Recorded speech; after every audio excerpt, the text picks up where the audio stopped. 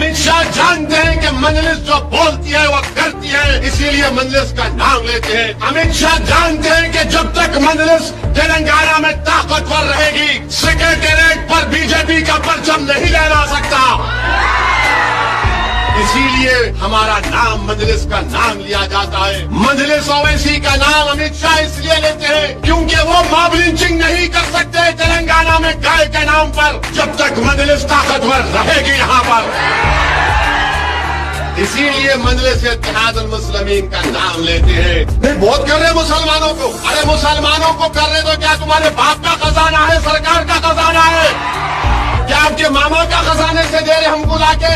क्या हम टैक्स नहीं देते?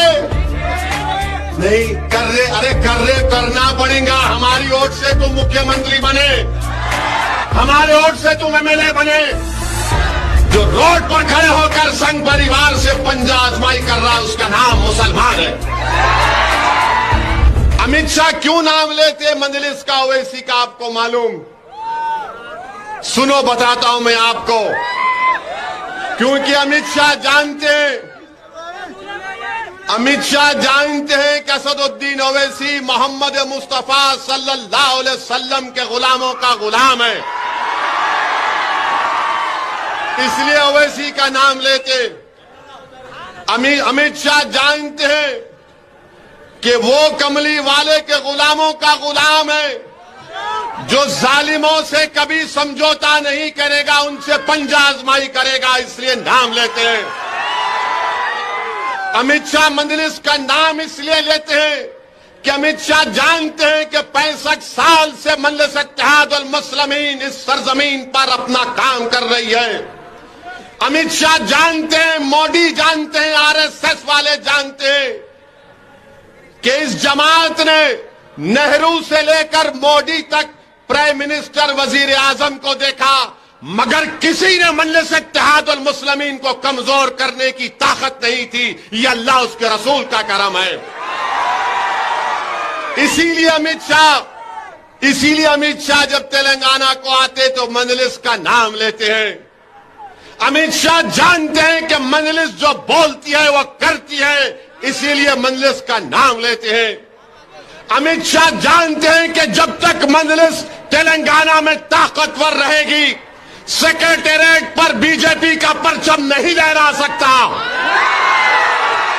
इसीलिए हमारा नाम मजलिस का नाम लिया जाता है। मजलिस ओवैसी का नाम अमित शाह इसलिए लेते हैं क्योंकि वो मॉब लिंचिंग नहीं कर सकते तेलंगाना में गाय के नाम पर, जब तक मजलिस ताकतवर रहेगी यहां पर। इसीलिए मजलिस इत्तेहादुल मुस्लिमीन का नाम लेते हैं। और ये बीजेपी के लोग जो जुम्मा 8 दिन हुआ, जो अमित शाह की चप्पल उठाकर फिरते हैं, ये भी अब बोलना शुरू कर दिए। मेरे अजीज दोस्तों और बुजुर्गों, ये बात आपको बताना जरूरी था।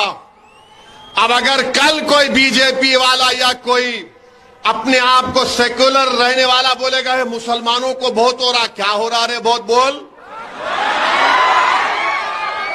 कौन सा काम हो रहा बोलो? नहीं बहुत कर रहे मुसलमानों को, अरे मुसलमानों को कर रहे तो क्या तुम्हारे बाप का खजाना है, सरकार का खजाना है? क्या आपके मामा का खजाने से दे रहे हमको लाके? क्या हम टैक्स नहीं देते? नहीं कर रहे, अरे कर रहे, करना पड़ेगा। हमारी वोट से तुम मुख्यमंत्री बने,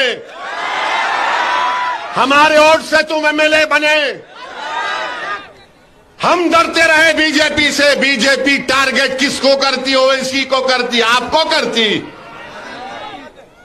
किसके घर पर हमला किया जाता है, किसको निशाना बनाया जाता है?